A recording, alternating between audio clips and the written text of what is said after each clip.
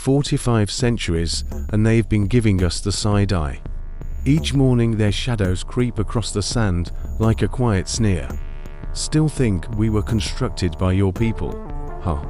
The figures are staggering. 2.3 million blocks, some weighing as much as a school bus, piled into a form so precise we'd bleed like mad to recreate it with lasers, so it's tempting to hiss. Perhaps the aliens constructed it. Cable shows love that line. The internet loves it more. Let's skip the shrug this time. Let's chase the claim, kick the tires, and see which parts dent. By the end you lines know how the pyramids were almost certainly built, plus why our brains keep writing little green men into the margin. 50-ton stones. Humans couldn't budge them. The pyramid's latitude is the speed of light in meters per second. Aliens left a cosmic Easter egg. No blueprints means off-world contractors must have the originals. Sounds spooky, but the sand holds receipts. No ropes and logs can haul a 50-ton plug. Tell that to the Wadi al-Jarf Papyrus Diary, the equivalent of a project spreadsheet, for 2560 BCE. It lists crew members, boat captains, and the limestone quarries with curses regarding overtime. Their technology: a sled, water, and stubbornness. Push a sled through loose sand, and it carves a wall in front. Slap enough water to oil the grains. Modern-day physicists from the University of Amsterdam experimented and measured a 25-ton weight sliding along as if on rails. Laborers are shown in tomb paintings dampening sand exactly the same way. Archaeologists at Giza found post holes which initially supported wooden rails. 20 to 30 men and levers and ropes did the rest. Experimental groups have since moved 25-ton blocks on nothing more sophisticated than bread, beer, and neighborhood physics 101. No tractor beams necessary. The latitude of the pyramid is identical to the speed of light. 299,792,458 aliens must have signed their work. Adorable, but meter and second did not exist in 2500 BCE. That coordinate is a modern unit wrapped around an old monument. It's like suggesting that Stonehenge is precisely placed because aliens enjoyed IKEA pictograms. The pyramid does point almost exactly at true north, though. How's that? Same trick that sailors use: observe the stars.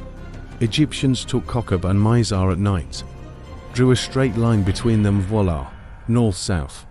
By day they used a simple shadow clock, the Merket, to confirm. A bit of plumb bob and waiting, and they got better than 1/15 of a degree accuracy. Those thin star shafts within the pyramid, they point to Orion, Osiris, and Sirius, Isis. Pharaoh needed a cosmic Uber ride, not extraterrestrial engineers. We've never found the blueprints, so aliens kept the originals. We've got plenty there just on pottery scraps instead of AutoCAD.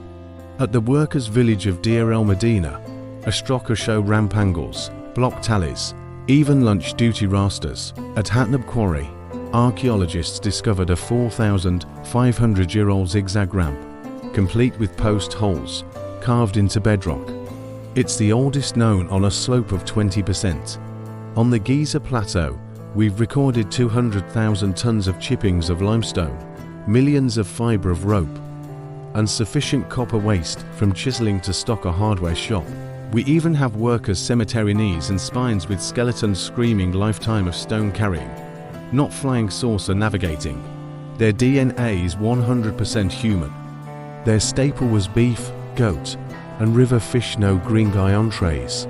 If the proof is this human, why is ET constantly stealing the limelight? 3 brain quirks, scale bias. We have cranes and 3D printers everywhere, so a piece that weighs more than a bus gets categorized under magic.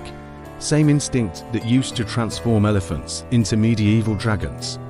Record gap. Egyptian clerks wrote about gods, grain, and who was running late with the beer. They did not release YouTube instructional videos. Silence breeds imagination. Illusory truth effect. Say I'm not saying it's aliens enough times, and folks nod in agreement even if, as they know it's just nonsense. Cable reruns and meme loops maintain the loop. Enjoying the back and forth? Smash subscribe. Easter week, we're watching Easter Island statues. Take a 10-mile stroll, no UFOs necessary. Exterior ramp design is still debated. Straightaway, corkscrew, combination platter, ground penetrating radar is scouring the sand for ramp ghosts. We're negotiating over peak season manpower, 4,000 master masons, or a festival-sized 20,000. And why is Khufu's sarcophagus so primitive in the midst of an otherwise finished chamber?